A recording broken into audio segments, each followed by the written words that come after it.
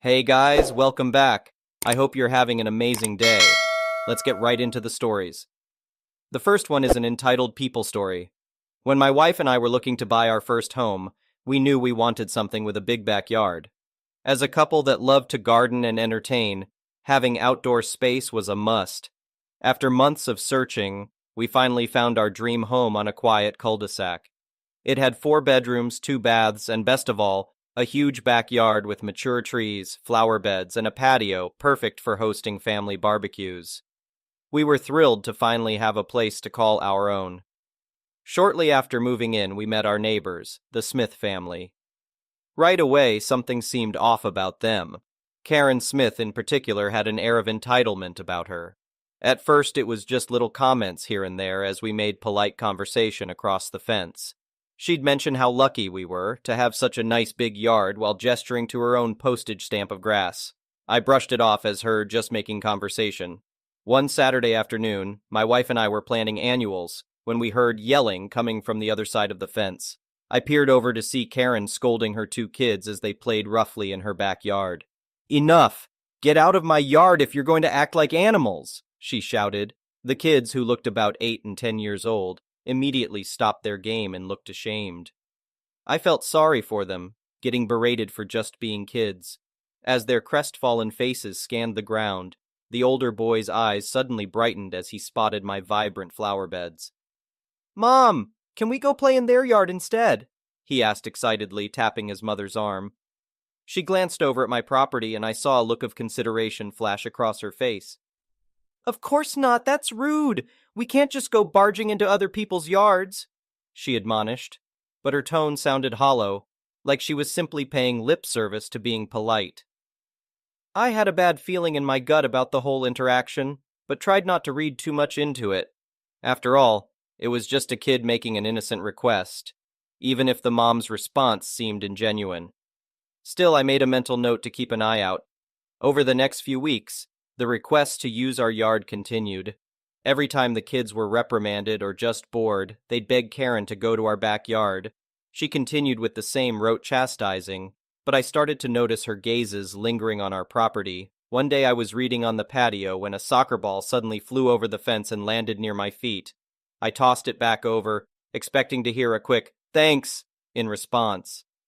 Instead, young voices pleaded, "Can we come get it? Can we play over there? Please?"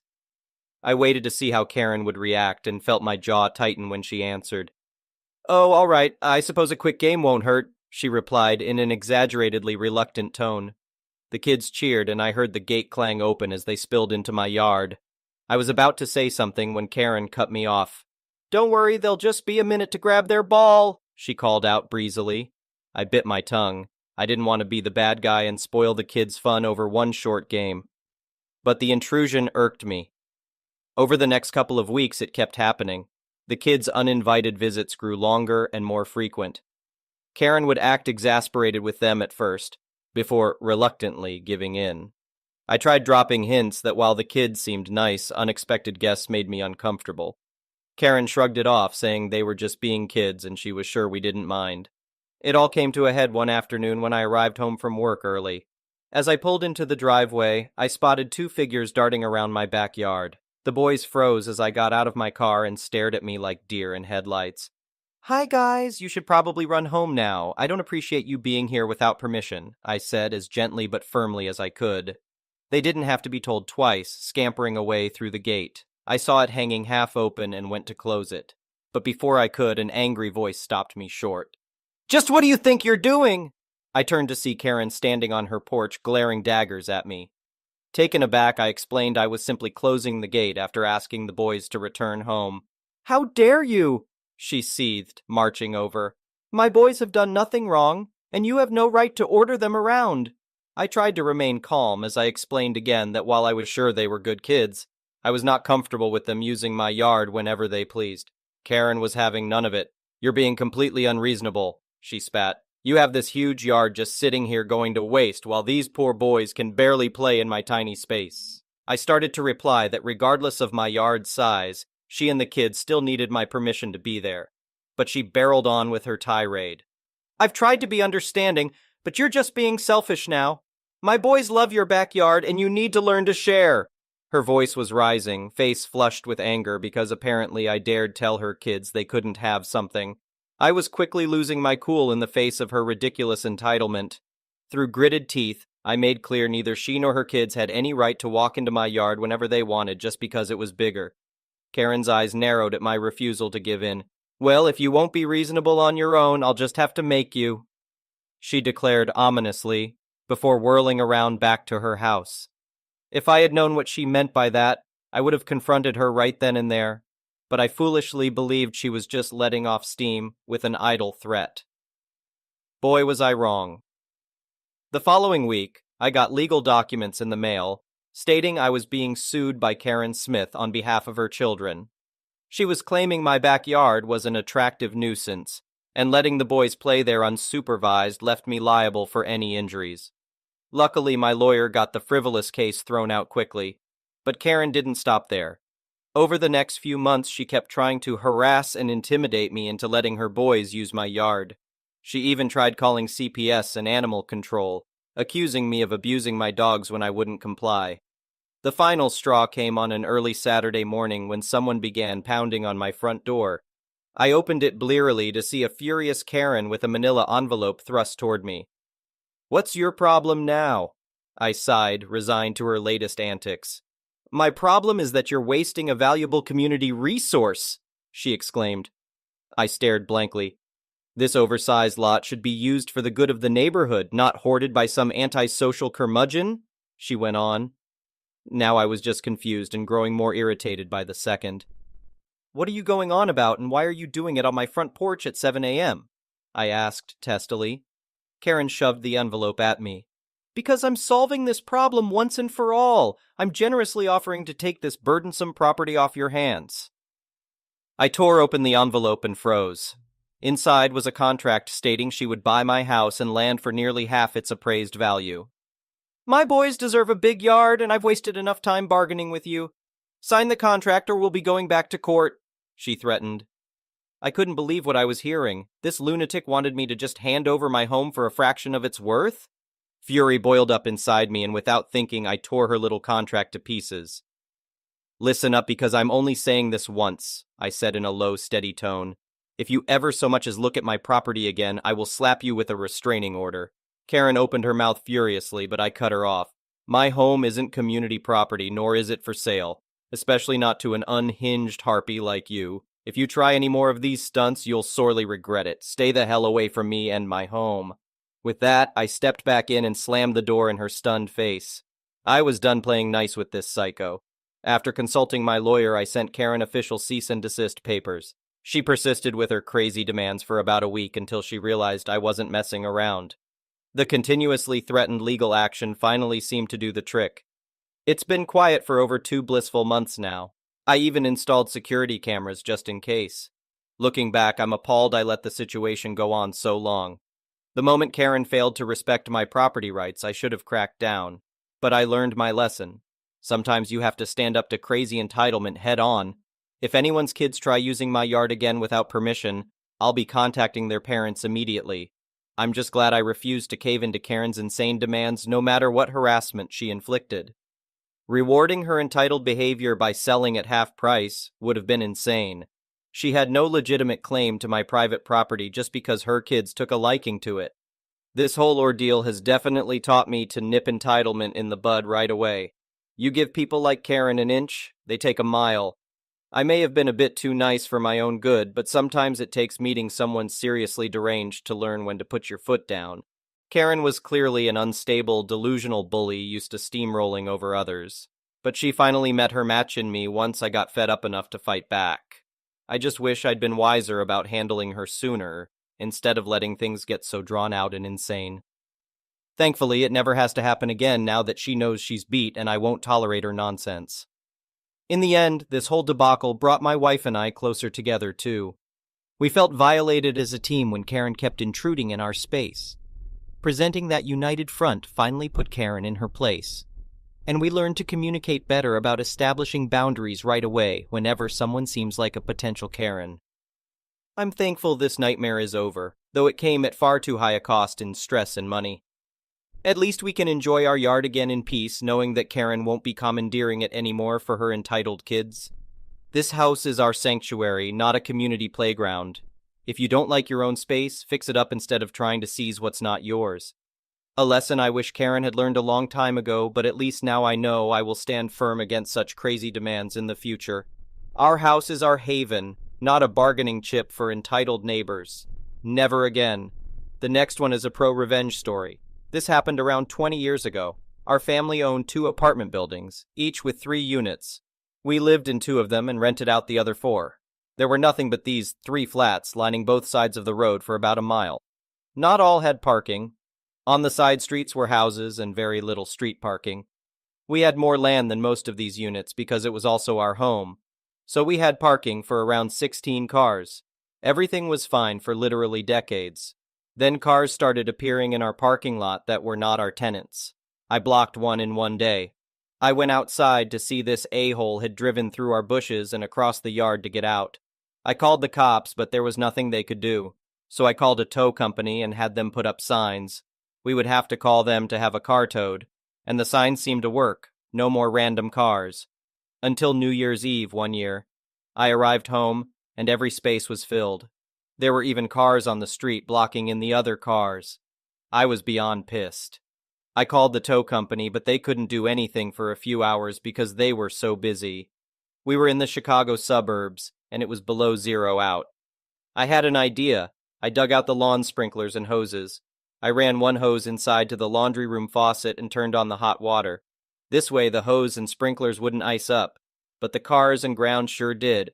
3 sprinklers moved every half hour or so for almost 5 hours. Every car, every square inch of the parking lot, the street by the cars was encased in ice. I made it a point to spray ice into the locks, between the window seals and glass, and in the grills. I put away the sprinklers and hoses, then went to bed. At 4 a.m. there was furious pounding on the doors, doorbells ringing non-stop. We just smiled and called the cops, waited until they arrived, and went outside. The cops were holding back laughter. These people were told to park here by their friend, who owned an apartment several buildings away, the same idiot who drove over our bushes. I pointed to the tow sign and told the people to move their cars or get towed. In our town, cops can ticket on private property with the owner's permission, so all cars were ticketed. They were also towed since nobody could get in their vehicle. I wish we had it on video. The next one is a petty revenge story. My husband and I got our first house 15 years ago. We're in a rural area, just houses randomly sprouting up along a small country highway. Next door was an old retiree with nothing better to do but be a pain in everyone's neck. House 2 miles down the road with too many junk cars. He'd complained to the county government. Did that new barn have proper permits? Report them. Was someone too loud? Call the cops. It's a rural country road, not an homeowners association. He pissed off so many people they'd throw out garbage on his yard as they drove by. People would snip his internet in the dead of night, etc. Apparently this old SOB was such a Karen, he was actually chased out of 2 homeowners associations prior. A real peach. Let's call him Bob. Didn't like us moving in next to him. He had a nice big new house and ours was much more modest. He wanted to buy our property to expand his land but was too cheap to fork up the money. Well, the housing market being what it was, we got our house dirt cheap and stole it right out from under his nose. Bob really didn't like us. The house was a fixer-upper, and Bob regularly liked to phone the permit office to make sure we had all our permits. If he deemed us too loud, there's a hunting lease behind us. Guess what noisy things were going bang-bang during deer season? He'd call the police. My husband and Phil have dealt with his kind for years, so they knew exactly how to mess with Bob. Working outside, they'd say stuff very loudly like, "I can't wait to put up this second story on the house. And this pool will be so nice." The permit office would call us and the cops would show up. "No, officer, I have no idea what you're talking about." After enough of these calls, they finally stopped responding. Then we could do stuff to really mess with Bob. We got a pig. He really didn't like her. Neither did I, but it was worth it. We got a rooster. He really didn't like that. We left our Christmas decorations up until March. Ooh, lordy, raise that man's blood pressure. We put up a fence. It was initially open across 3 lots, and made his yard look like a bowling alley. I guess he finally had enough. One day, 18 wheelers were loading everything up, and he was gone. I was dancing at the fence line and waving bye-bye when they pulled out. Miserable old coot. The next one is a malicious compliance story. I moved into my university dorm last Saturday. The wireless internet in my university's dorms is terrible, but for the most part it doesn't matter because each dorm has an Ethernet port for wired internet, which is incredibly fast.